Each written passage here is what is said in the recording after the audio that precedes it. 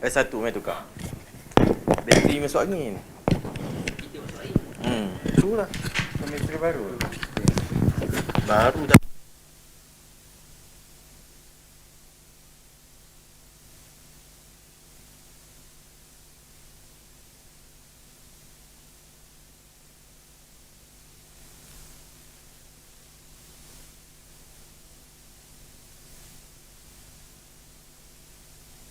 So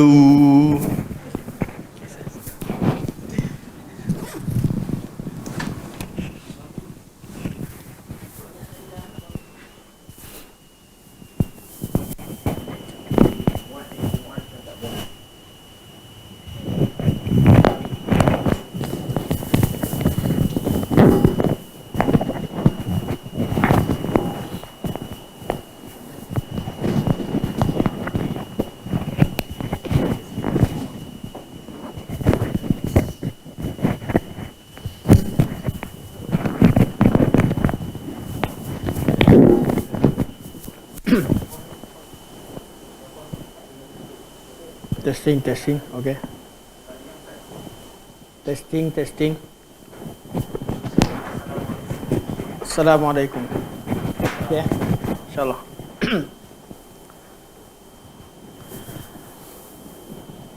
Assalamualaikum warahmatullahi wabarakatuh. Bismillahirrahmanirrahim. Alhamdulillahi rabbil alamin. Nahmaduhu wa nasta'inuhu wa nastaghfiruh. Wa na'udzu billahi min syururi anfusina wa min sayyiati a'malina. May yahdihillahu fala mudilla lahu wa may yudlil fala hadiya lahu. Wa asyhadu an la ilaha illallah wahdahu la syarika lahu wa asyhadu anna Muhammadan 'abduhu wa rasuluh. Allahumma shalli wa sallim wa barik ala sayyidina Muhammad wa ala alihi wa sahbihi wa barik wa sallim. Amma ba'd. Fa inna asdaqal hadithi kitabullah wa khairal hadi hadi Muhammadin sallallahu alaihi wasallam wa syarrul umuri muhdatsatuha wa kullu muhdatsatin bid'ah wa kullu bid'atin dhalalah wa kullu dhalalatin finnar. Thumma amma ba'd.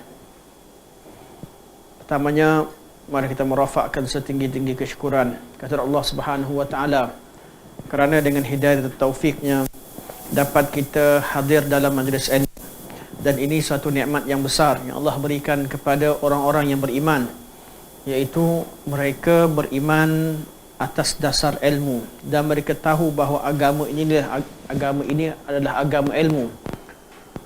Apa yang kita belajar pada hari ini dan pada hari-hari yang lain, kebanyakan adalah tajuk-tajuk yang kalau kita tak belajar kita kata kita tahu. Bab solat ke, bab iman ke, bab apa sekalipun, kalau kita tak belajar, kita akan merasakan diri kita ni dah tahu dah tentang perkara ini. Makin kita belajar, makin kita sedar diri kita adalah seorang yang jahil. Banyak perkara yang kita tidak ketahui. Sebab itulah semua bab perlu kita tuntut ilmu padanya, barulah kita tahu bahawa agama kita berdiri di atas ilmu. Dan ilmu yang diiktiraf dalam agama Islam semuanya ada dalil, ada bukti. Dan bukti yang ada dalam agama Islam adalah bukti-bukti yang sahih. Dan yang sahih, kaedah yang sahih dalam Islam itu adalah kaedah yang kukuh, yang dapat diyakini dan dipercayai. Kalaulah kita beriman dengan Allah Subhanahu wa taala, beriman dengan iman yang umum, imannya sah. Namun bila bertambah ilmu, maka bertambah iman dengan ilmu tersebut, dengan pengetahuan tersebut. Dan bersyukur kepada Allah Subhanahu Wa Taala, hari ini anda tengok kita ramai memenuhi dewan, walillahil hamd. Kelas kita ramai, dan antara kelas-kelas yang anda rasa ramai pemuda, walaupun kita ada cikgu datang daripada jauh, walillahil hamd. Syukur, saya ucap tahniah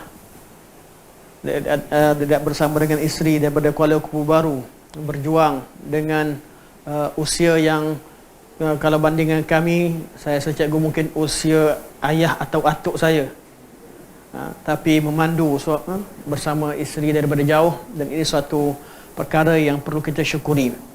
Semuanya ini terkandung dalam kalimah yang selalu kita ucapkan dalam mukadimah kelas, dengan hidayah dan taufik Allah Subhanahu Wa Taala dapat kita hadir, dapat kita duduk dalam majlis ilmu. Kelas kita, kelas akidah, mensyarahkan akidah At-Tahawiyah berdasarkan kepada syarahan yang dilakukan oleh Al-Imam Ibnu Abil Izz rahimahullah, dan kita masih lagi dalam membincangkan tentang ta'rif iman yang disebutkan oleh Al-Imam At-Tahawi rahimahullah, wal imanu wal iqraru bil lisan wat tasdiqu bil janan. Ini yang disebutkan oleh Al-Imam Tahawi rahimahullah. Dan saya tak perlu ulang lagi khilaf antara akwal iman, cuma kita nak fokuskan pada dua kaul yang mana mewakili satu kaul dalam mentakrifkan iman adalah kaul Ahlussunnah wal Jamaah, dan takrif Murji'atul Fuqaha juga dari kalangan Ahlussunnah wal Jamaah, namun mereka tersilap mengambil kaul Murji'ah pada dalam masalah ini. Kedua-duanya dari kalangan Ahlussunnah wal Jamaah. Ahlussunnah wal Jamaah mentakrifkan iman bahawa al-imanu, iman adalah al-iqrar bil lisan wa tasdiq bil janan wal amalu bil arkan. Tiga perkara yang disebutkan: al-iqrar bil lisan wa tasdiq bil janan wal amalu bil arkan. Ini takrif Ahlussunnah wal Jamaah. Manakala takrif Murji'atul Fuqaha, mereka menyebutkan al-iman wal iqraru bil lisan wat tasdiqu bil janan tanpa ditambahkan kalimah wal amalu bil arkan. Itu mereka tidak memasukkan amal dalam takrif iman, walaupun mereka mengiktiraf kepentingan amal, perlu beramal, dan orang yang tidak beramal dengan hukum syarak layak untuk dihukum dan sebagainya.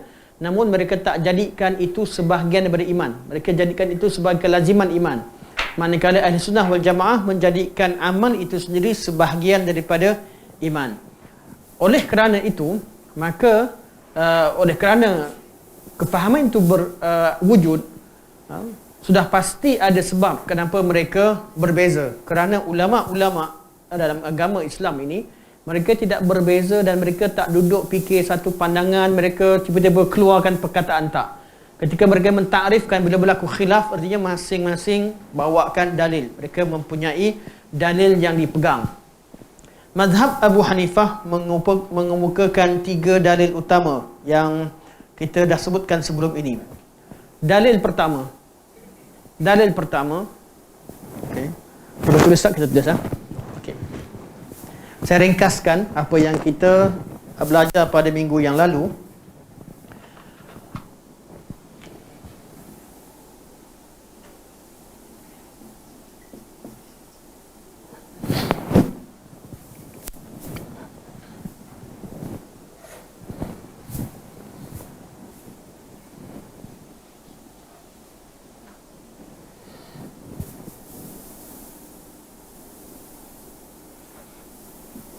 Saya merujuk nama Murji'atul Fuqaha kepada Al-Ahnaf kerana kebanyakan mereka dikenali sebagai Al-Ahnaf di kalangan Hanafi Qudama. Mereka mengambil pandangan ini kerana pandangan ini juga merujuk kepada pandangan Al-Imam Abu Hanifah rahimahullah. Semoga Allah merahmati beliau. Dalil pertama, kenapa beliau kata iman itu adalah tasdik? Kerana pertama, kerana iman itu annal imana, iman fil lughati, kerana iman dalam bahasa huwa tasdiq.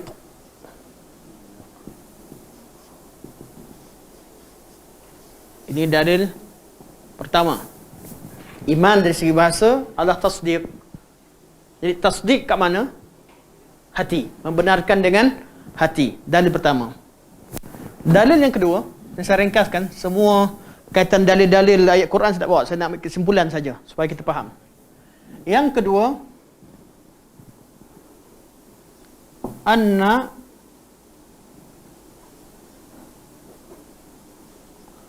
diddal iman, lawan iman, huwa at-takdzib.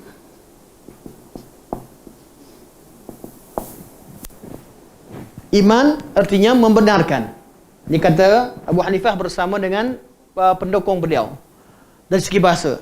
Sama juga, dari segi bahasa juga, lawan iman artinya at-takdzib, iaitu mendustakan. Beriman, ya percaya, kata beliau, percaya. Dan lawan iman adalah at-takdzib. Ataupun at-takdzib wal juhud. Boleh saya tambah perkataan satu lagi, wal juhud. Boleh. Juga erti sama dengan takdzib, iaitu mengingkari. Dalil yang kedua. Yang ketiga,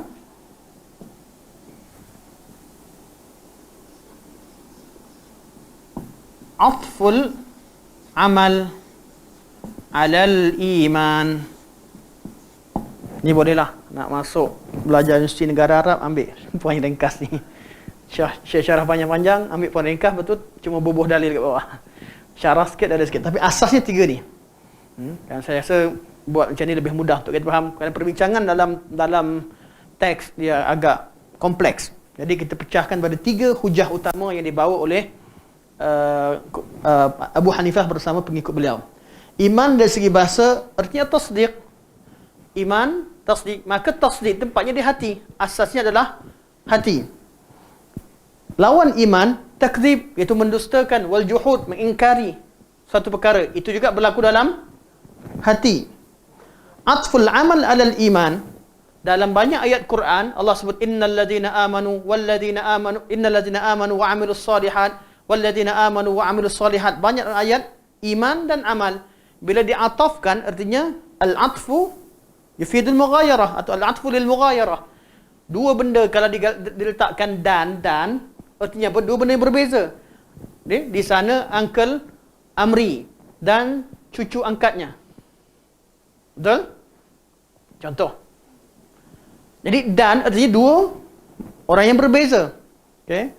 Jadi bila sebut dan artinya dua perkara berbeza. Ini hujah yang dibawa. Hari ini kita nak baca jawapan. Untuk jawapannya ni kita tangguhkan, memang tak sempat lah. Kita bawa ke minggu depan. Jadi fokus kita pada untuk menjawab persoalan pertama dan persoalan kedua kerana ia berkaitan dengan bahasa. Berkaitan dengan bahasa. Perbincangan ini berkaitan dengan kaedah nahwu kita sambung pada minggu depan. Kita bawa ke minggu depan. Saya padat ni bukan tak penting, tapi nak fokuskan perbincangan. Okey. Jadi macam mana jumhur ahli sunnah wal jamaah di kalangan ulama mazhab dan salaf hampir berlaku ijma' selain daripada pengikut Abu Hanifah mengatakan bahawa menjawab hujah yang dibawa atau mereka namakan sebagai syubhat lah. Kalau satu hujah bagi pihak yang mengatakan ini sebagai dalil, dia panggil dalil. Bagi pihak kata itu bukan dalil, kamu salah mengambil dalil, namanya syubhah. Okey, syubhah. Menjawab ini mereka kata ini satu kesamaran, salah faham. Okey. Jadi ada dua cara. Untuk poin pertama, ada dua cara. Ulama sunnah jawab. Ada dua kaedah. Kaedah pertama, sebagai ulama kata, kami tak setuju iman dari segi lughah adalah tasdiq. Kami tak setuju. Cara kedua kata, kami setuju. Walaupun kami setuju, maksudnya kami tak setuju. Mana habislah, selesai. Tapi kalau katakanlah ada orang datang hujah kata tasdik ni memang dari iman dari segi bahasa adalah tasdik, kalau kami setuju sekalipun, kami jawab balik dengan 6 jawapan. Sama juga lawan iman adalah takdzib. Kata mereka, mazhab pertama yang kata setuju, kami setuju. Kami tak setuju. Lawan iman bukan takdzib. Dan kalau yang kata setuju, kalau lawan iman takdzib pun walaupun dari segi bahasa begitu, kami ada jawapan lain, iaitu jawapan yang sama seperti mana jawapan yang ada di jawapan yang pertama. Jadi boleh kita dua poin ni kita satukan pun tak apa. Hanya kita padam ni tambahkan wa. Satu ialah annal iman fil lughah wa tasdiq wa didd al iman huwa at-takdzib wal juhud. Okey? Selesai. Yang penting hujah Imam Abu Hanifah jelas. Okey. Hari ini kita baca apa yang disebutkan oleh mazhab jumhur. Okey. Mazhab pertama yang boleh saya padam? Okey, padam Mana dah jelas dari segi bahasa, hujah bahasa.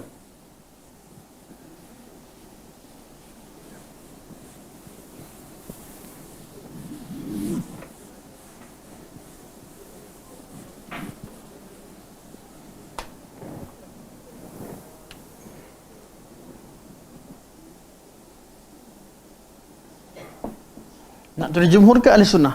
Kata ahli sunnah lah. Kenapa? Kalau bagi ulama yang mengatakan bahawa khilaf tu khilaf suri, mereka kata jumhur. Bagi ulama kata khilaf ni khilaf hakiki, memang kaul murjiah walaupun mereka ahli sunnah, tapi pandangan mereka bukan pandangan ahli sunnah, mereka kata ni ahli sunnah menjawab. Ini bezalah. Kalau kata jumhur artinya pandangan ada khilaf dalam di kalangan ahli sunnah. Pandangan tu masih dua-dua pandangan ahli sunnah.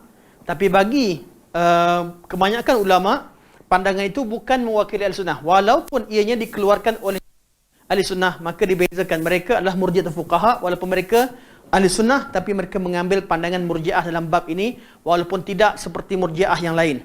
Kita dah bincangkan sebelum ini. Okey, apa jawapan yang dikemukakan? Okey. Saya ringkaskan dulu sebelum kita baca apa yang ada dalam teks.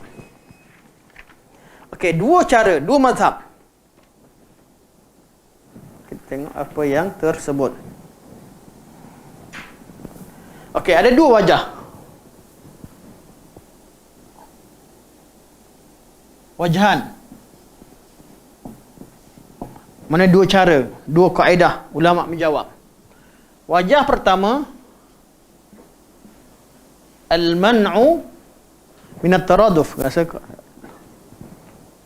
Ini saya tengok apa yang disebutkan dalam. Okey. Al-man'u min at-taraduf. Dan yang kedua, at-taslim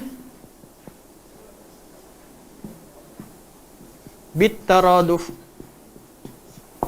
Pertama kata kami setuju muradif. Kedua kata tak setuju. Dan perbincangan seterusnya saya saja tuliskan satu-satu sebab ada yang ambil gambar. Okey. Jawapan pertama, al-man'u bit-taraduf. Orang yang mengatakan tak boleh, ni bukan muradif. Apa hujah mereka? Pertama, hujah mereka ikhtilafu fit tasrif.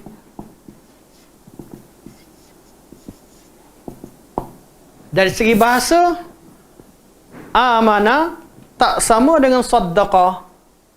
Kata Ahnaf kata iman artinya tasdiq. Itu amana sama dengan saddaqah. Tapi dari segi tasrif artinya dari segi ilmu perubahan perkataan tak sama. Ini yang kita baca pada yang lepas. Pada pertemuan yang lepas. Okey, ikhtilaf tasrif artinya berbeza perubahan bahasa tersebut. Sebab ni perbincangan bahasa.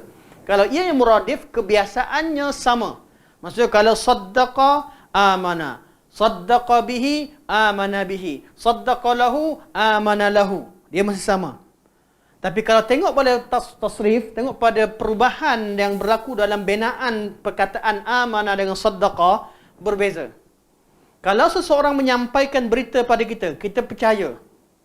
Kita percaya bahawa dia contohnya yang disebutkan dalam buku kita, Nabi sampaikan agama pada kita. Kita percaya kepada Nabi, kita kata saddaqahu, betul? Ini bahasa Arab. Saddaqahu, mana kata Abu Bakar beriman dengan Nabi. Saddaqahu Abu Bakar. Abu Bakar beriman dengannya. Itu dengan Nabi SAW. Dipanggil saddaqa. Saddaqahu. Okey. Boleh digunakan pakai. Tapi kalau iman, tak boleh kita kata amanahu. Tak ada dalam bahasa. Dari segi tasrif, kalaulah saddaqahu sama dengan tasdiq, sama makna dengan iman, Kita kata saddaqahu artinya membenarkannya, mempercayainya. Amanahu sudah penting, maknanya mempercayainya. Tapi tak ada bahasa amanahu. Tak ada dalam bahasa. Jadi dari segi perubahan lain. Okey. Saddaqa bihi. Saddaqa bihi digunakan membenarkan dengan apa yang dibawanya. Betul? Saddaqa membenarkan dengannya. Saddaqa bihi. Okey. Kat sini amana. Okey. Membenarkannya. Okey, bukan. Dua ni sama. Saddaqahu, saddaqu bihi maknanya sama. Saddaqahu atau saddaqa bihi maknanya sama dari segi bahasa, betul Okey, ramai orang belajar agama sini. Sama makna dengan saddaqahu, saddaqa bihi maknanya sama. Itu membenarkan Nabi SAW, mempercayai Nabi SAW. Tapi kalau iman, amanahu, ada tak? Tak ada dalam bahasa. Tak. Maknanya bukan begitu. Kalau kata amana bihi, ada tak? Ada. Beriman dengannya. Tapi bukan beriman dengan Nabi. Beriman dengan berita yang dibawanya. Maksudnya iman billah. Beriman dengan amanna billahi wa malaikatihi wa kutubihi wa rusuli. Kami beriman dengan berita yang dibawa Nabi Muhammad berkaitan dengan Allah, berkaitan dengan malaikat, berkaitan dengan kerasulan, berkaitan dengan hari kiamat. Ni berita. Sedangkan yang tajuk perbincangan sekarang beriman dengan Nabi Muhammad SAW. Yang betul, ini pun tak digunakan pakai, bukan muradif kepada sadaqah bihi, malah yang betulnya digunakan pakai amanalahu. Inilah wajah yang benar dalam bahasa. Dari segi kaedah bahasa, perubahan tasrif pada ayat penggunaan bahasa Arab tak sama. Ini hujah pertama. Jadi mereka kata ini bukan muradif.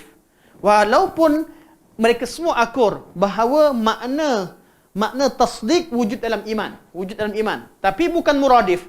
Sebab apa? Mukadimah disebut oleh Syekh, kadang-kadang iman boleh tasdik itu bermakna iman, kadang-kadang setengah tempat iman bukan tasdik. Okey. Harap yang ni kita jelas. Ini hujah pertama yang kita baca pada pertemuan yang lalu. Okey. Kenapa jadi kita baca minggu lepas? Kadang-kadang kita keliru sebab memang penterjemah tersalah letakkan perkataan Arab dia. Tersalah dan ada yang tak diterjemahkan. Okey. Jadi mungkin editor tak perasan benda ni. Bila tertukar bahasa kita jadi pening. Ini segi bahasa. Yang kedua. Okey, jawapan yang kedua. Ini dari segi tasrif. Yang kedua dari segi makna. Dari segi makna kita tengok. Hujah pertama. Hujah yang kedua. Al-farqu fil ma'na. Saya lebih suka tulis bahasa Arab. Sebab satu melatih kita belajar gunakan istilah Arab. Yang kedua tulisan Rumi saya malu nak tunjuk. Jadi Arab teruk-teruk pun lebih baik pada Rumi. Kalau tulis Rumi ramai yang kutuk kan. Kalau Arab ramai yang tak tahu sangat. Jadi orang nampak pun orang tak kisah je kan. Okeylah tu. Sebab tu saya selalu buat bahasa Arab. Terpaksa, bukan sebab nak tunjuk tak. Okay. Al-farqu fil ma'na bainal iman, antara iman wa tasdiq. Hujah yang kedua. Dari segi makna ada perbezaan. Walaupun kadang-kadang sama, kadang-kadang ada tempat sama, tapi ada tempat yang berbeza. Hujah ini yang akan kita baca kejap lagi. Akan kita baca. Apa buktinya?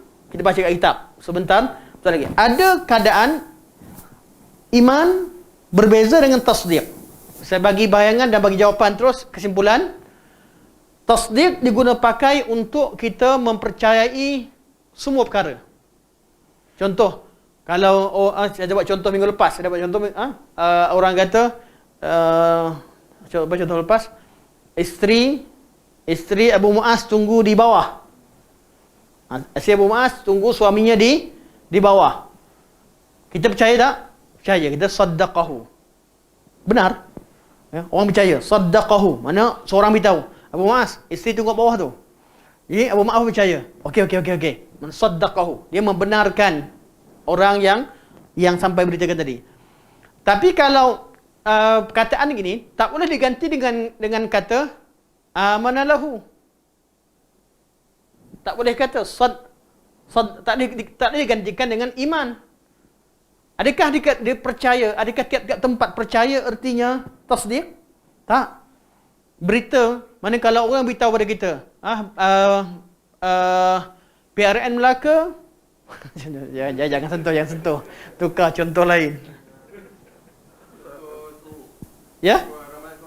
Ramalan cuaca. Cuaca di luar hujan. Dia kata, saddaqna bihi atau saddaqna, kami percaya. Saddaqna lahu atau saddaqna bihi, kami percaya dengan berita yang dibawa atau percaya dengan orang yang bawa berita. Kalau lahu kembali kepada orang, bihi kembali kepada berita. Saddaqna hu sama boleh guna pakai kami percaya pada dia. Boleh guna pakai saddaqna hu ke saddaqna bihi, berita dibawa, saddaqna lahu pun boleh dengan lafaz takkid. Semua boleh guna pakai. Tapi kalau iman tak digantikan bukan tasdik. Amana lahu pun tak boleh, amana bihi pun tak boleh. Sebab lafaz iman hanya diguna pakai untuk perkara ghaib. Ya saya.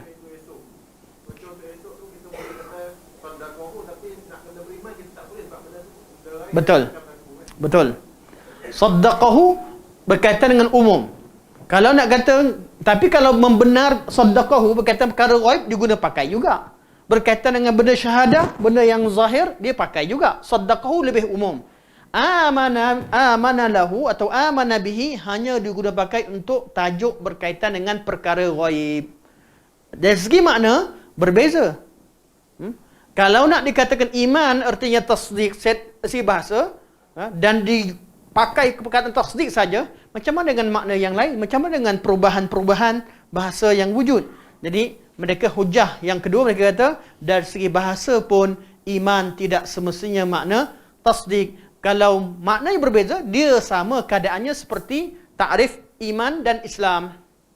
Islam dan iman kadang-kadang makna sama, kadang-kadang makna berbeza. Tak boleh kita Islam adalah muradif kepada iman. Tak boleh kita kata begitu. Sebab kadang-kadang iman bermakna Islam, kadang-kadang Islam bermakna iman, namun kadang-kadang dia berbeza. Bila dia berbeza, tidak boleh dikatakan muradif. Tak boleh dikatakan kata seerti. Dia kata yang berbeza kadang-kadang membawa makna yang sama. Okey, jelas. Ini hujah yang kedua. Hujah yang ketiga.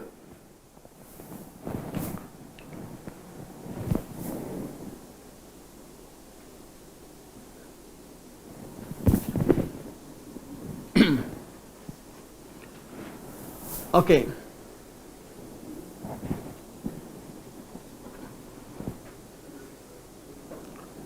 Hujah ketiga, wujudul kufri tasdiq. Satu lagi mudah, bahasa Arab ni dah ada kat kitab, copy paste je. Bahasa Melayu nak buat ayat sendiri. Okey. Hujah ketiga, wujudul kufri ma'at tasdiq. Boleh berlaku kekufuran, orang tu boleh jadi kafir, dikatakan sebagai kufur walaupun dia mempercayai. Betul tak? Kata Hanafiah tadi, kufur iman lawannya juhud ataupun apa tadi noh? Takdzib. Iman lawannya takdzib. Kata Ahli Sunnah tak. Tasdiq bukanlah syarat iman, takdzib bukan syarat kufur. Betul? Ada orang yang beriman dengan Nabi Muhammad, percaya, tasdik dengan kebenaran Nabi, tapi tak ikut macam Abu Talib. Betul tak? Abu Talib mentasdikkan tidak dengan kebenaran Nabi bawa, tasdikkan, tapi dia tidak beriman. Ada orang beriman, kata tasdik membenarkan, saya percaya awak, tapi saya nak lawan awak. Ada tak orang begitu? Lawan. Orang kafir yang percaya yang kebenaran Islam, cerita tentang mukjizat Quran sebagainya, tapi dia kafir. Wujud tak? Wujud. Adakah kerana dia membenarkan apa yang Islam mesti kata dia orang mukmin? Tak. Belum lagi. Iman lebih daripada itu. Ni hujah yang ketiga.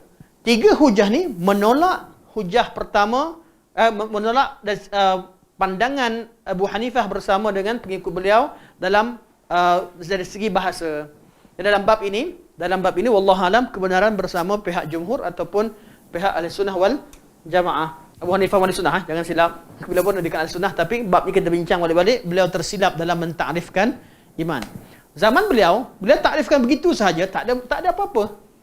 Beliau ahli sunnah, tak ada berlaku apa-apa. Tapi diguna pakai oleh golongan murjiah untuk lawan ahli sunnah. Sebab apa? Dia membuka jalan pada mereka untuk mengeluarkan amalan daripada iman. Akhirnya, ada yang kata, kami ni ahli makrifat, kami tak perlu beramal. Amal itu tak ada kaitan dengan iman. Kami tinggalkan iman. Iman itu berkaitan dengan hati. Ada yang kata solat dalam hati sahaja, tak payah amal. Amal itu bukan macam-macam golongan murjiah yang gulat menggunakan hujah. Mereka dulu lawan sebab bodoh. Tapi bila imam keluarkan pandangan begitu, mereka dah ada hujah.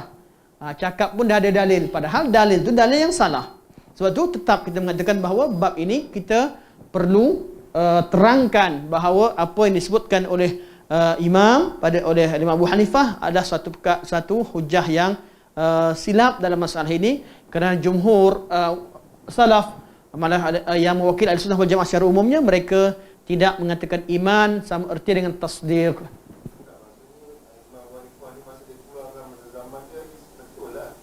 Tak juga. Nah, dari dulu lagi dah ditentang. Tapi beliau tetap mempertahankan, kerana beliau kata, orang kata mana boleh keluarkan iman? Beliau kata, aku tak keluarkan iman. Aku kata iman tu penting. Cuma dari segi bahasanya, iman adalah tasdiq. Beliau pegang dari segi bahasa. Dari segi bahasa, imannya adalah tasdiq. Itu syubhah yang ada pada imam. Jadi beliau tidak bertujuan untuk keluarkan iman. Tujuan beliau kenapa? Takut orang cepat mengkafirkan orang. Ada tak orang beriman tak beramal? Ada. Jadi kalau orang tak beramal, habis kafir lah dia kata.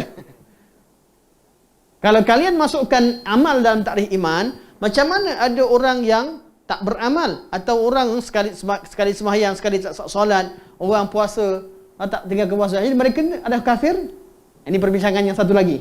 Perbincangan ini, maka wujudlah perbincangan selepas ni, adakah iman itu satu sahaja ataupun yatajazza, ada bahagian-bahagian iman bertambah berkurang ataupun tidak.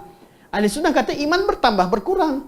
Iman yang asas itu wujud, tapi kalau dia tak tolak, dia beramal, tapi amal dia dah lompong, kurang iman dia. Kalau dia makin tambah beramalnya, tambah ketaatan, makin tambah imannya. Bagi golongan yang kata tasdiq, mereka kata iman tak bertambah, tak berkurang. Yang bertambah kurang hanya amalan, pahala dan dosa yang bertambah kurang, tapi tak melibatkan iman. Jadi iman tu tak ada kaitan dengan pahala tu bab lain, iman bab lain. Ini perbincangan lagi. Ya. Sebab tu bagi golongan murjiah, dia kata kami tak hiraukan pahala ataupun dosa, kami tak hiraukan syurga ataupun neraka. Yang kami inginkan cinta Allah. Dia asasnya ke situ. Ya. Hujungnya golongan murjiah akan gunakan asas pada situ.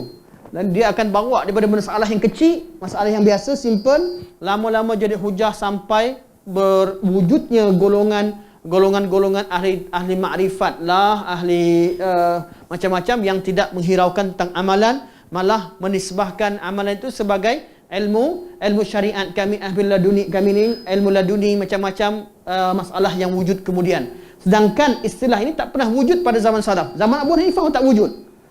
Kalau dia orang ni buat jumpa Abu Hanifah rotan seorang-seorang. Betul, Abu Hanifah cerita masalah ilmiah saja, masalah ilmiah ketika itu. Supaya orang bertujuan supaya orang tidak mudah mengkafirkan sebagainya, seperti wujud kepada golongan khawarij sebagainya. Namun penyelesaian sebenar ialah pada dalil, pada pandangan umum, adanya pertambahan iman kurang, adanya iman ada 3 level kita belajar nanti. Apa kita belajar? Satu, iman yang syaratul iman, syarat iman, iaitu dengan ucap kalimah la ilaha illallah Muhammadur Rasulullah. berimanlah kita. Dengan makna umum tadi, makna umum. Kadang iman level yang lebih tinggi daripada syarat iman ialah iman apa? Iman kamalul wajib. Orang yang sempurnakan benda wajib. Level orang ni, ada level pertama, dia ucap kalimah la ilaha illallah Muhammadur Rasulullah. Lepas tu, kadang-kadang dia sembahyang, kadang-kadang dia terlupa, terlambat. Kadang-kadang dia baca Quran, kadang-kadang tidak. Kadang-kadang ada tahun dia keluarkan zakat, ada tahun tak nak keluarkan zakat. Ada kadang-kadang dia tinggalkan benda haram, kadang-kadang buat benda haram. Ni orang yang iman dia qadar wajib. Kadar wajib, syarat iman tu yang kadar asal tu masih kekal. Dia tak terkeluar dari Islam. Tapi dia tidak sempurnakan kewajipan dia. Tak sempurnakan apa yang wajib. Ada orang yang lebih dari itu. Dia panggil sebagai kamalul wajib. Yang wajib sempurna. Macam mana seorang lelaki datang jumpa Nabi tentang tentang Islam. Nabi ringkaskan dia tentang rukun Islam, solat, zakat, puasa, sampai pada rukun Islam. 5 perkara. Lepas disebutkan, dia kata aku pegang ni je. Aku tak tambah, aku tak lebih. Nabi kata qad aflah in sadaq. Dia akan masuk syurga, iaitu masuk syurga tanpa hisab. Kalau dia benar kata-kata, maksudnya dia buat betul-betul, jadi dia sempurnakan benda yang wajib, tinggalkan semua benda haram, layak masuk syurga tanpa hisab, tanpa masuk ke neraka. Tapi kalau golongan yang awal tadi, ada kemungkinan tak masuk neraka?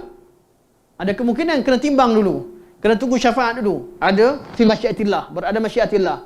Tapi kalau golongan memang tak buat langsung dosa, dia buat benda wajib, kalau terbuat dosa sikit terus bertaubat, golongan yang pergi jumpa Allah dengan lengkap yang wajib dan tak ada benda haram, golongan ni masuk syurga tanpa lalu neraka, masuk syurga sejak pada awal lagi ibtidaan. Golongan yang pertama masuk syurga dengan rahmat Allah. Kalau Allah ampunkan, ampunkan. Kalau tak ampunkan, masuk neraka dulu baru masuk ke syurga. Dan iman yang paling tinggi ialah kamalul mustahab. Sempurnakan benda sunat juga. Yang wajib semua dibuat, yang sunat semua dibuat. Yang wajib semua dibuat, yang haram semua ditinggal.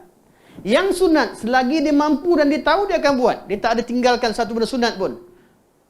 Mereka dipilih untuk jadi zuhud. Mereka pilih untuk semua benda yang mereka mampu buat. Inilah level sahabat. Sebab tu sahabat menangis. Sahabat-sahabat yang miskin menangis jumpa Nabi sebab apa? Sebab orang kaya nafkahkan harta. Padahal tak wajib pun pada dia. Mereka ni tak ada duit, tak ada harta. Tapi mereka menangis jumpa Nabi. Zahaba ahlul qudur bil ujur. Orang-orang kaya bawa pahala yang banyak ya Rasulullah. Sebab mereka tak berpada dengan benda yang wajib dan dengan benda haram, tak. Mereka berlomba-lomba untuk perkara yang sunat dan itu sebagai kerja mereka. Selagi mereka mampu, mereka lomba. Dan ini level sahabat-sahabat Rasulullah SAW secara umum. Level kita kat mana? Level kita wallahualam lah. Masing-masing tahu, kita tak tahu siapa. Iman ni Allah yang tahu. In akramakum indallahi atqakum. Indallah, sisi Allah. Allah yang tahu siapa yang bertakwa. Lebih bertakwa. Sebab apa? Syarat iman amal diterima berkaitan dengan ikhlas dan mutaba'ah. Mutaba'ah boleh lagi kita betulkan orang solat. Orang solat tak betul, betulkan. Tapi ikhlas, kita tak tahu. Kita hanya mampu berikan tazkirah, baca hadis raqa'iq, cerita tentang, kita hanya, tapi hakikatnya tidak siapa tahu, hanya Allah Subhanahu Wa Taala yang tahu. Sebab tu di hari akhirat ada orang alim yang dibawa, ada orang jihad fi sabilillah dibawa, ada orang yang nafkah, orang yang menafkahkan jalan fi sabilillah dibawa, ada di kalangan mereka yang amalan mereka tak diterima. Sebab apa? Allah ukur dalam bab keikhlasan.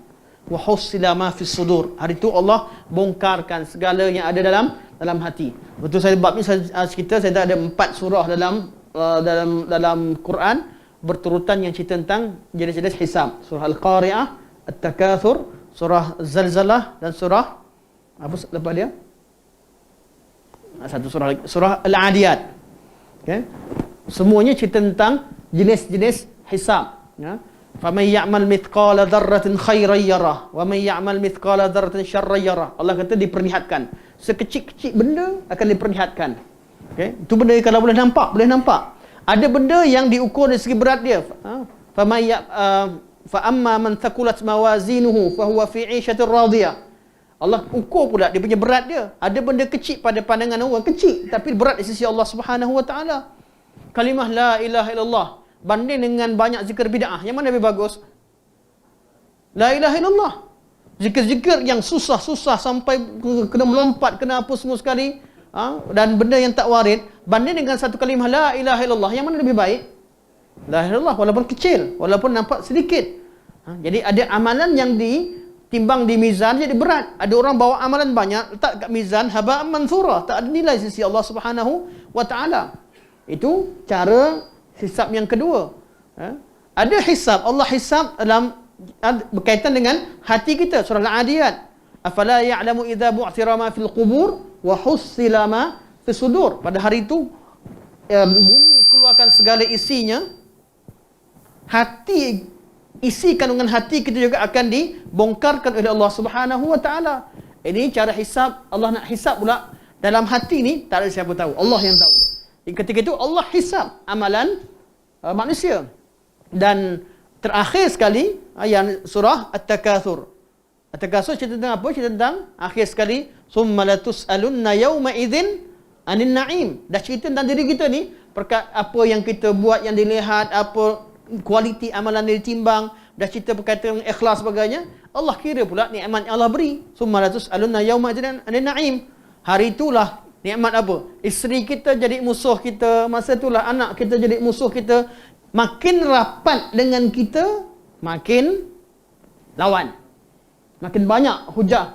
Sebab tu kita, dalam bab ini kita kesenaraikan. Kita ni tanggungjawab kita. Kita ni sebagai apa? Jawatan kita. Sebagai bapa, sebagai anak, bapa kepada berapa orang anak. Senaraikan. Sebagai suami kepada berapa orang isteri. Senaraikan kalau ada dua. Sebagai anak kepada ibu dan bapa. Letakkan ayah mak. Letaklah sebagai majikan kepada 10 orang pekerja. Sebagai apalah, letaklah semua jawatan yang mana kita rasakan bahawa tiap-tiap orang tu ada hak ke atas kita. Lepas senaraikan jawatan kita, senarai pula orang yang terlibat dengan kita. Siapa, kalau anak berapa orang, isteri berapa orang, kalau pekerja berapa orang, kalau kita bekerja, bos kita berapa orang, atau kita sebagai senaraikan. Dan jawatan ni paling kurang letaklah 40 atau jawatan kita banyak, kira balik. Jawatan dalam masyarakat, jawatan dalam keluarga semua sekali letakkan. Lepas tu, yang ada hak tu senaraikan hak dia. Apakah hak anak terhadap kita yang perlu tunaikan? Adakah kita beri kewajipan agama pada dia cukup atau tidak? Adakah kita berikan kepada dia? Adakah kita dah ajak dia solat? Adakah kita minta dia puasa? Hak-hak ni kita senaraikan. Dari situlah baru kita boleh hisab. Baru kita hasibu anfusakum qabla an tuhasabu. Bukan kita duduk fikir tak tahu apa nak buat. Hisab apa? Aku ni lengkap dah. Aku ni wali dah rasanya. Bila kita letakkan senarai tadi, mana bukan senarai dalam kepala ke, senarai dalam kertas, tak kisahlah. Tapi kita duduk hisab, satu-satu kita tahu. Bab itu bab tanggungjawab kita dengan manusia, dengan nikmat yang ada keliling kita. Berkaitan dengan amalan ikhlas. Ada satu lagi, berkaitan dengan tanggungjawab dengan Allah, itu banyak senarai lagi lah. Tapi ini salah satu jenis senarai. Betul, orang yang hisab ni, dia hisab diri dia akan dari hari ke hari dia akan memperbaiki diri dia lebih daripada dia nak buat correction pada orang, daripada nak komplain orang.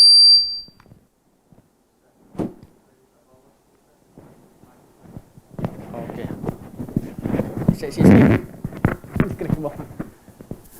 Saya pernah sekali tu, sebabkan mic dekat bawah, orang kata, abang nak tunjuk dada ke apa?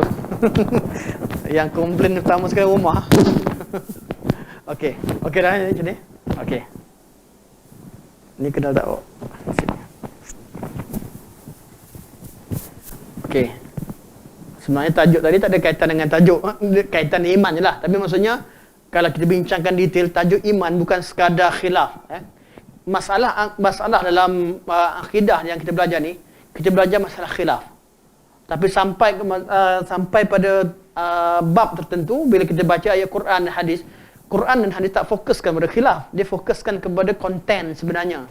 Apa yang cuma bila kita bincang masalah akidah, kita bincang tentang firaq, ada orang tersesat sebagainya. Dan bab ini, bila dia salah asas ni, semua ayat tadi dia tafsirkan lain lah.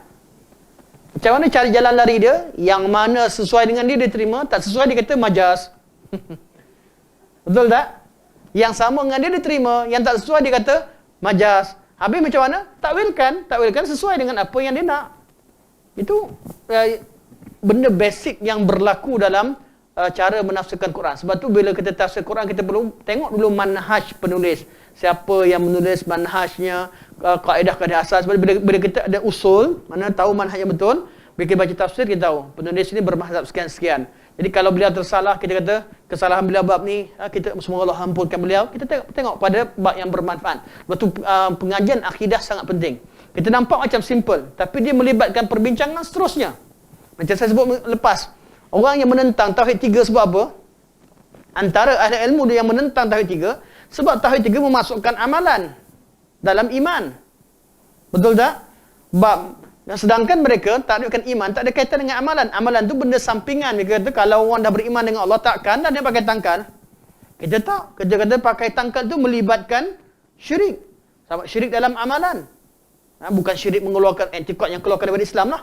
Tapi syirik dalam amalan. Kita masukkan, kerana kita masukkan iman itu berkait dengan amal sekali. Amalan itu sendiri pun boleh jatuh syirik. Semata-mata etikad saja. Betul, bagi orang yang kata etikad, tak apalah dia pergi tawasul dengan kubur ke, tawasul pergi tawaf kat kubur ke, dia nak tawasul dengan muka guru dia ke, dengan lambang capal ke apa, asalkan dia kata Allah yang berkuasa, Allah yang beri, dia syaratkan, dia kata pada mereka syirik hanya berlaku bila berkaitan dengan hati. Ini kita nampak simple, tapi dia membawa kesan pada banyak masalah. Kalau dapat disenaraikan hujah masalah-masalah yang berlaku, setelah itu kita dah akan nampak berpuluh-puluh masalah ada kaitan dengan takrif iman yang asalnya kita nampak simple belajar. Tapi kenapa kita ulang-ulang balik, semua ulang-ulang balik nak kata benda ni?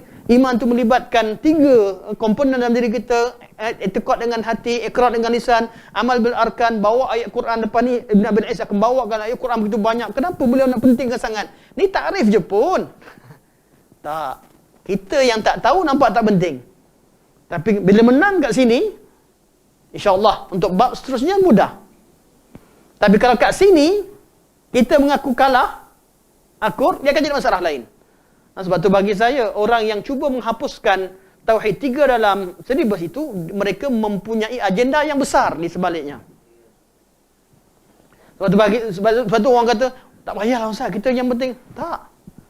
Perlu bersuara. Perkara ini adalah melibatkan urusan iman. Banyak amalan khurafat yang dilakukan. Malah saya pernah ada seorang ustaz kata, amal ni hati je yang enter masukkan semua amalan tu apa. Habis kata saya masuk, habis dia kata amalan dia masalah fiqh, enter kena belajar betul-betul, enter faham betul-betul. Habis dia kata enter belajar ngajar orang akidah enter tak betul. Ada yang cakap begitu. Anak tanya pada dia, kalau amalan semua masalah fiqh, sujud kat berhala, kat kitab fiqh mana belajar ajar kita sujud untuk berhala? Kat kitab fiqh mana belajar cerita tentang pijak Al-Quran? Kitab fiqh mana yang ajar tentang tangkal sihir dan sebagainya? Bincang tentang masalah tu? Tak jumpa. Menyebabkan pelajaran-pelajaran berkaitan dengan syirik-syirik amalan ini tidak dibincangkan. Malah dikatakan ilmu tauhid adalah ilmu kalam. Ilmu kalam sifat 20 terhad pada situ. Sedangkan ilmu tauhid itu lebih luas, bukan sekadar itu. Itu perbincangan sendirilah, perbincangan sendiri yang dibincangkan. Tapi ilmu tauhid lebih luas daripada itu. Tauhid melibatkan segala perkara berkaitan dengan hak Allah Subhanahu Wa Taala. Tauhid berkaitan dengan semua urusan perkara ghaib, dan kalau melibatkan tauhid dengan syirik melibatkan hak Allah. Hak Allah bukan sekadar sifat 7 sifat ma'ani itu tersebut. Atau orang kata bukan 7 lah, 20. 20 pun 20 lah. Hakikatnya 7 lah. Hakikatnya 7. Kerana sifat yang lain, sifat nafsiyah, sifat salbiyah dan sifat maknawiyah kembali kepada makna sifat 7. Sebab tu Ibn Taymiyah sebut 7. Bukan beliau tak faham. Tapi itulah hakikatnya yang sifat yang disabitkan sebenar. Dan perbincangan yang panjang. Saya minta maaf, saya jarang sebut benda ni, tapi perkara perlu ditegaskan. Tauhid, ilmu tauhid perlu dibincangkan secara menyeluruh. Berbeza dalam bab itu sekalipun, maksudnya nak kata sifat 20 wujud tu sesuai tak sesuai, okey. Berbeza kat situ sekalipun, jangan keluarkan bab-bab tauhid yang lain. Nak berbeza, nak kekalkan silibus berkaitan sifat 20 sekalipun, jangan keluarkan tauhid 3 yang membincangkan juga amalan juga melibatkan tauhid. Jangan tolak. Kerana itu memang ada dalam ayat Quran. Itu ada dalam hadis-hadis Nabi SAW. Sebab tu bila kita baca surat Nas, Qul a'udzu birabbin nas berkaitan dengan rububiyah.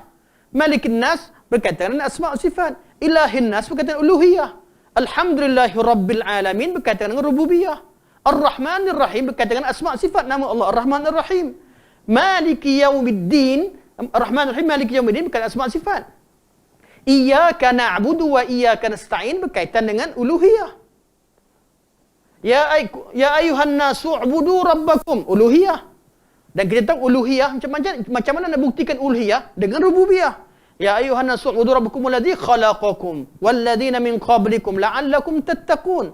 Alladhi ja'ala lakum al-arda firashan was-samaa'a binaa'a wa anzala minas samaa'i ma'an fa akhraja bihi minas thamarati rizqan lakum. Ini semua kaitan dengan rububiyah.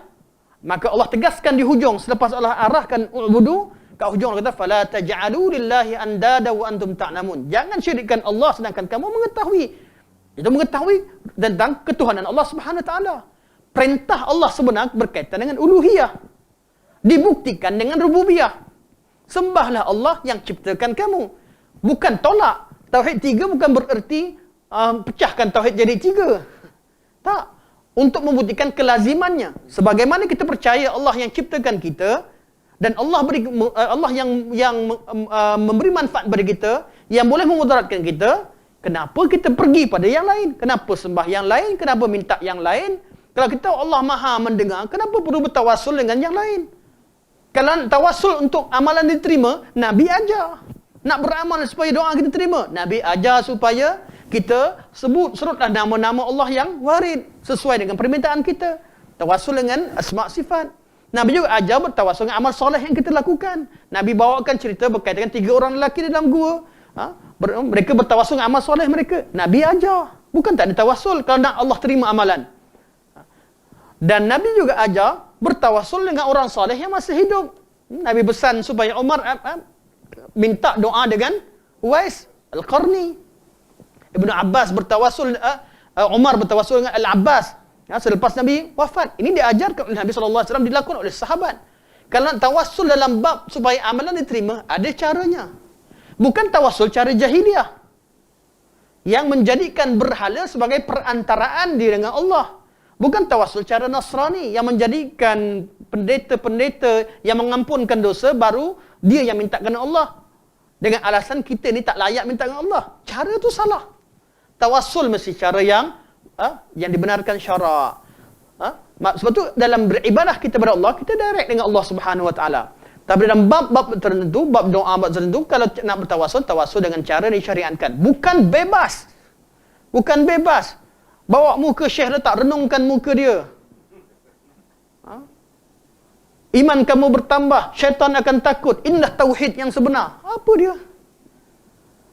Ada yang tawassul dengan batu-batu ini. Tiba-tiba buat tawassul buat mujarrab. Tiba-tiba masalah berkaitan dengan asbab syar'iyah, asbab yang ghaib ni, yang sepatutnya diiktiraf oleh syarak, tiba-tiba dijadikan bab mujarrab. Boleh cuba-cuba. Habis orang pergi bawa muka syekh sekian-sekian, orang takut, jin pun takut, bergelupur. Mujarrab. Dia ingat jin tu bodoh ke? Jin dia masuk ke orang, tujuan apa? Makan pisang ke jin? Tak makan pisang, tak minta duit. Dia tak pakai pun duit. Dia nak supaya kufurkan manusia, sesatkan manusia. Orang pergi, kita pergi uban, pergi beruban. Mana kita pergi, orang tu kena rasuk. Kita membaca, A'udzubillahi minasyaitonirrajim. Tolong aku panas. Kita bangga, aku baca hari ni panas. Syaitan ni nak rosakkan niat kita. Kita pun tertipu. Kita baru nak aku pancung kau. Mati kata. Percaya. Datang yang baru. Aku yang baru. Ingat jin bodoh ke? Ada ruqyah ada. Keberkatan bukan pada kita punya teknik sana sini buat begini. Tak, keberkatan pada ayat Quran, keberkatan kepada doa kita, tawakal kita, keikhlasan kita dalam dan sebagainya. Ruqyah ni salah satu daripada bentuk doa. Bukan dengan konsep ini dengan kaedah-kaedah yang pelbagai yang dibuat. Bawa batu inilah, bawa ini. Itu bukan cara tawassul yang disyariatkan.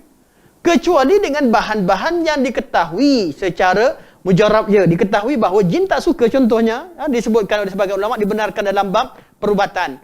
Dalam bab perubatan ni diketahui bahawa bila orang ni sakit, sihir, bila kena daun bidara dia rasa tenang, selesa, itu bolehlah. Bukan tahu secara alami memang jin pun ada dia punya tabiat dia, ada bahan-bahan yang dia tak suka. Itu pun dengan kadarnya, bukan bebas mengguna bahan satu rumah tabur dengan beras ke tabur dengan garam penuh. Kaedah garam sekalipun diguna pakai ada kadar, ada cara dan kaifiahnya yang mana perlu dikontrol oleh cara syarak supaya tak terbuka terlalu luas. Dan kita pun dalam bab ruqyah ni tak terlalu sempit. Jauh tajuk saya. Tapi inilah perkara perbincangan kita nampak macam sedikit masalah kecil, takrif, tapi dia membawa kesan kepada masalah yang banyak dalam kehidupan kita. Okey, kita baca apa yang tersebut dalam buku. Jadi untuk hujah pertama, menolak dari segi bahasa dan wajah pertama, cara pertama, iaitu kita tak terima. Minggu depan kita akan bincangkan pula. Ulama kata, okeylah, kami setujulah. Bukan setuju, kami serahkanlah. Kalau korang kata iman tu tasdik, kami boleh terima. Bukan terima, nak debat bolehlah. Nak katakanlah maknanya memang tasdik. Korang bawalah ayat Quran semua, sekali kamu tak percaya, jawab dengan cara bahasa, maka ada 6 jawapan lain yang kita bacakan pada minggu depan, insyaAllah. Okey, hari ini kita tengok apa yang ditulis secara ringkas, insyaAllah.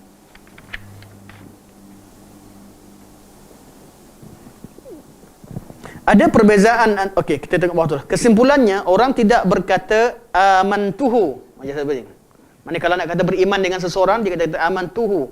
Sebaliknya mereka berkata amantulahu. Ini nak percaya pada seseorang. Sebagaimana orang mengatakan aqrartulahu adalah lebih dekat ditafsirkan dengan aqrartu, ditafsirkan dengan okey.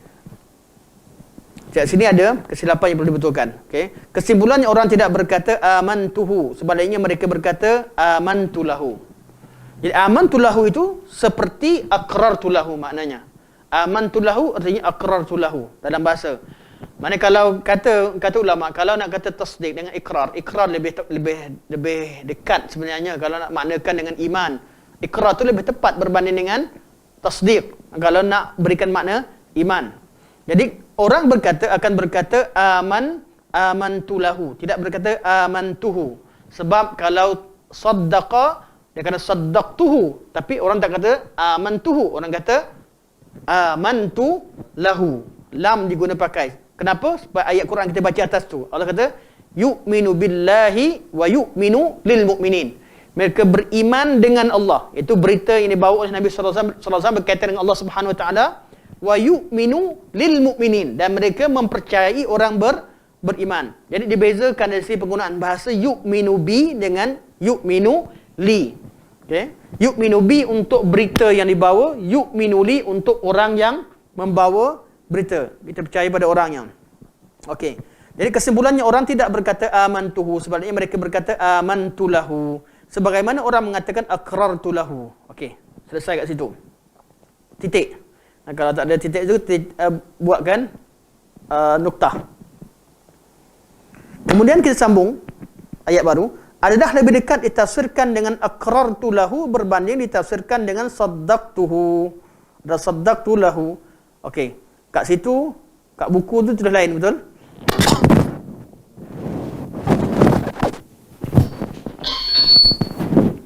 Jadi tolong betulkan pada kalimah pertama tu dia kata bisaddaqtu, tu padam terus, salah taib. Sebenarnya aqrartu lahu adalah lebih dekat ditafsirkan dengan aqrartu lahu berbanding ditafsirkan dengan saddaqtuhu. Tiba-tiba ada awaib tu, awaib pun tak kena. Itu salah. Sebab tu saya yakin yang ni pihak yang audit, kerana bahasa Arab ni kalau kita letak dalam ni, bila kita copy paste kadang-kadang dia tukar dia punya depan belakang dia. Kalau sebab tu kalau penting yang edit atau yang nak buat yang edit mana-mana buku ialah orang-orang yang faham bahasa Arab. Penting sangat kerana itu pengalaman saya sendiri lah. Kadang-kadang kita tak perasan dia berubah. Saya kat Facebook saya baru ni, saya pernah cerita tentang imam yang lepas solat baca alhamdulillahillazi, yang baca bacaan tu, bila saya copy paste, okey, dia bila copy paste daripada satu bila kita malah nak type lah kat Google, keluar kat mana-mana, ambil lah kan. Bila letak balik tab ni, dah tertukar habis. Tak perasan. Ada mungkin orang sudah tertukar. Betul, kadang-kadang berlaku begitu. Tak check. Alhamdulillah ada yang tegur. Ada yang tegur. Jadi baguslah, alhamdulillah ada yang tegur.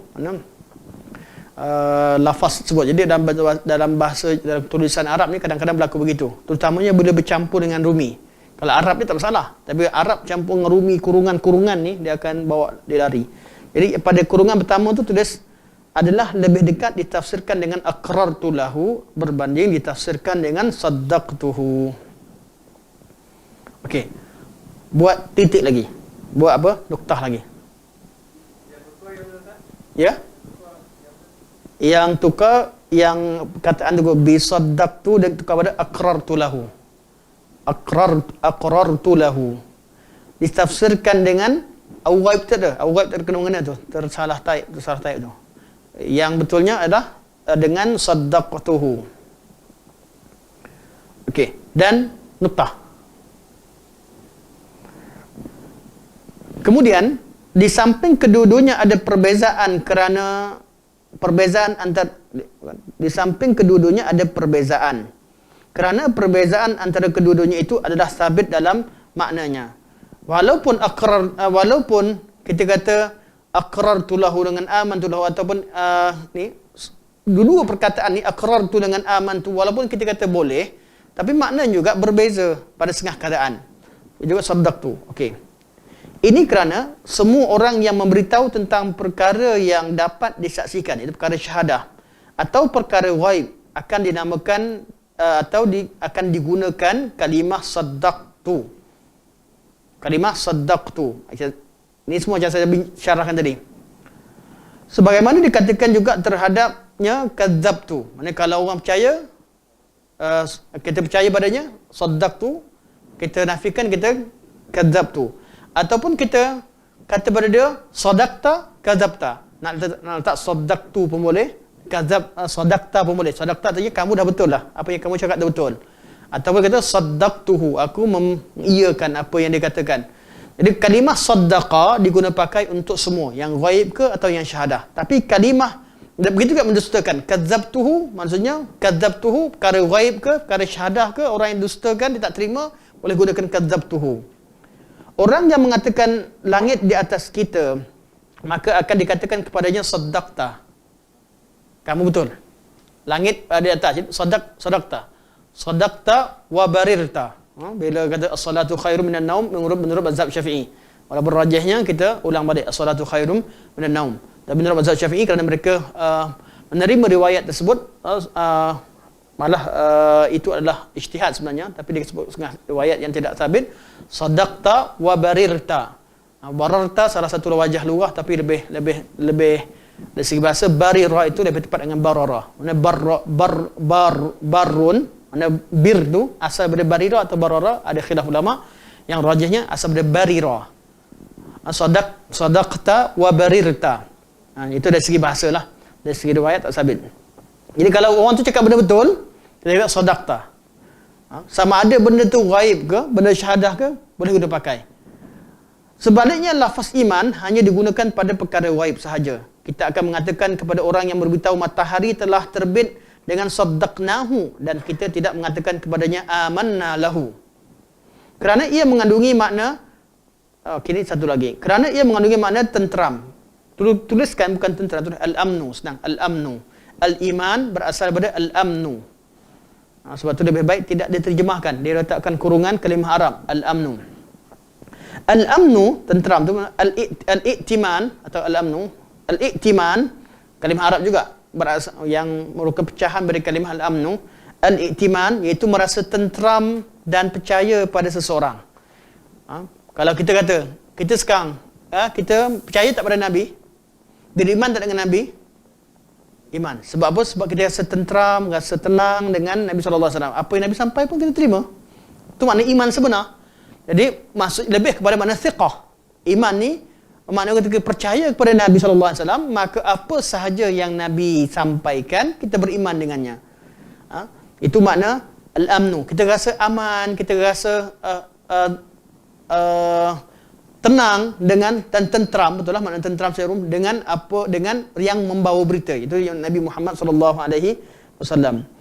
Kalau dia katakan tentram itu al-amnu atau al-i'timan hanya diguna pada perkara ghaib.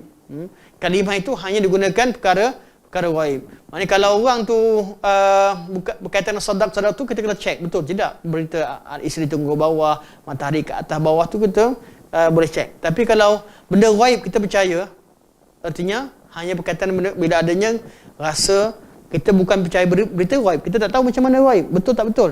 Macam mana kita boleh percaya perkara ghaib? Sebab kita percaya pada orang yang bawa berita tadi. Sebab tu kalimah al-iman itu berasal pada al-amnu, al-i'timan, berasal pada kalimah thiqah, mana wathiqa, tuma'anna dan sebagainya dari segi bahasa. Boleh buka mana-mana mu'jam bahasa, akan kita jumpakan makna-makna begini. Dan akan disebutkan bawah waqila, ada yang mengatakan at-tasdiq. Tapi asalnya adalah makna iman dikatakan kepada Nabi sallallahu alaihi wasallam, sebab iman pada Nabi sallallahu alaihi wasallam itu melibatkan kita percaya. Bila kita dah percaya dengan Nabi 100%, barulah kita percaya dengan berita yang dibawa. Logik tak logik, sebab kita dah yakin dengan Nabi sallallahu alaihi wasallam. Nabi cerita tentang lembu bercakap. Nabi cerita tentang pohon kurma menangis. Kita percaya tak? Percaya. Sebab apa? Nabi yang beritahu. Sebab kita dah beriman dan rasa tenang dengan Nabi sallallahu alaihi wasallam. Sebab tu iman hanya diguna untuk perkara ghaib. Tidak diguna untuk perkara syahadah. Hanya perkara ghaib sahaja yang dikatakan kepada orang yang memberitahu tentangnya dipercayai, itu muktaman lah. Iman. Dipercayai itu maksudnya iman. Kalau tuan-tuan nampak sikit-sikit beza tu, saya dah ubah sikit dah. Tak apalah. Yang penting makna asal kita dah faham. Dari segi susunan bahasa tu mungkin berbeza. Oleh itu, di dalam Al-Quran dan lainnya, kalimah iman tidak digunakan kecuali pada jenis makna ini. Itu kecuali pada perkara ghaib. Okey, kemudian saya kata, begitu juga lawan lafaz iman, bukan sahaja dusta, bukan takzib saja. Iman bukan lawannya takzib. Tetapi lawannya ialah kekufuran.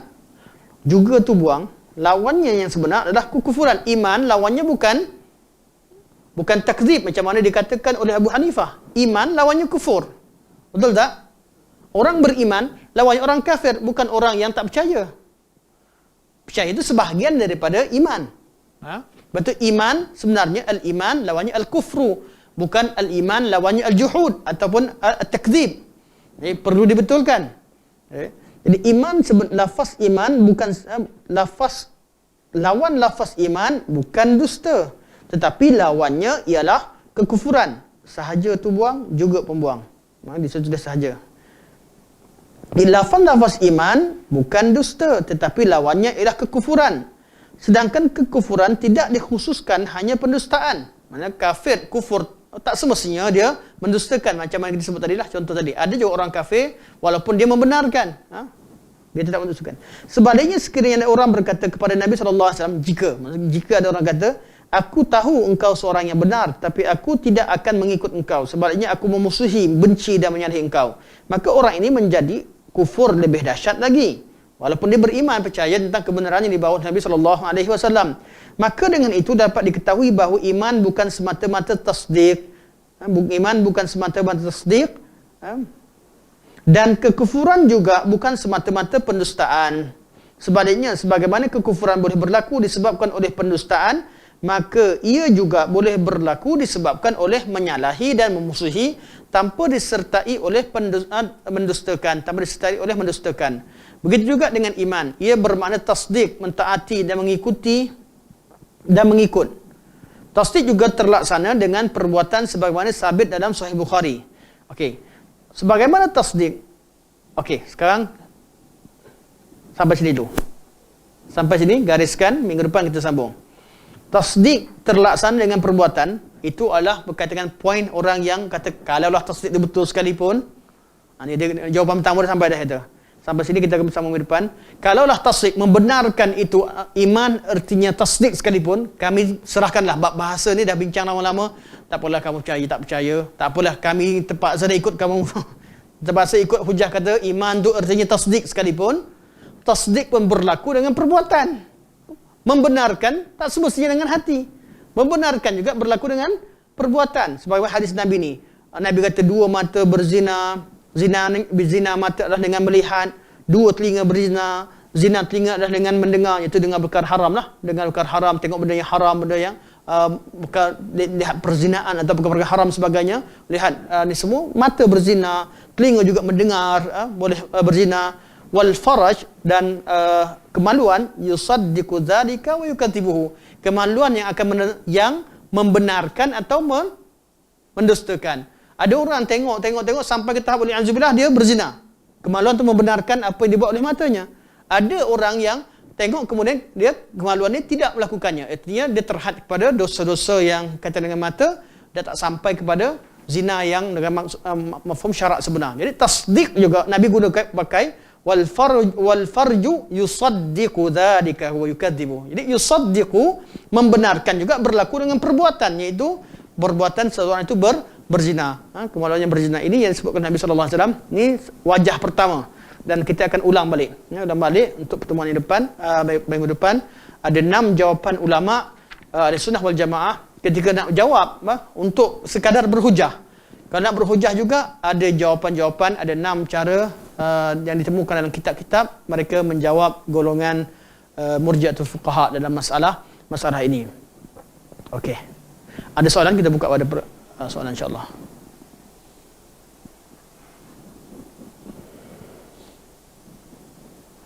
Berapa bulan hari ini?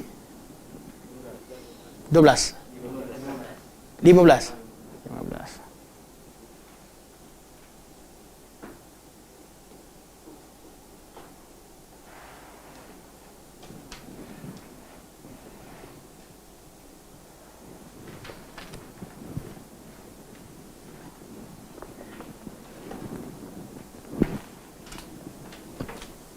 Alhamdulillah kalau semua faham. Alhamdulillah. Semua kata Ustaz dah pukul berapa Ustaz, bukan tak nak tanya. Okey. InsyaAllah sampai sini saja. Tak ada soalan yang di ni insya-Allah. Okey, sampai sini saja. Kita tutup kafaratul majlis seperti biasa insya-Allah. Semoga Allah SWT terima segala amalan kebaikan kita. Allah SWT jadikan kita di kalangan orang yang sentiasa menuntut ilmu, sentiasa mengamalkan ilmu, dan semoga Allah SWT terima amalan tersebut dan masukkan kita ke syurganya insya-Allah. Subhanakallahumma hamdika asyhadu an la ilaha illa anta astaghfiruka wa atubu ilaik. Wa sallallahu alaihi wasallam Muhammad wa ala alihi wa sahbihi wa baraka wa sallam. Alhamdulillahirabbil alamin. Assalamualaikum warahmatullahi wabarakatuh.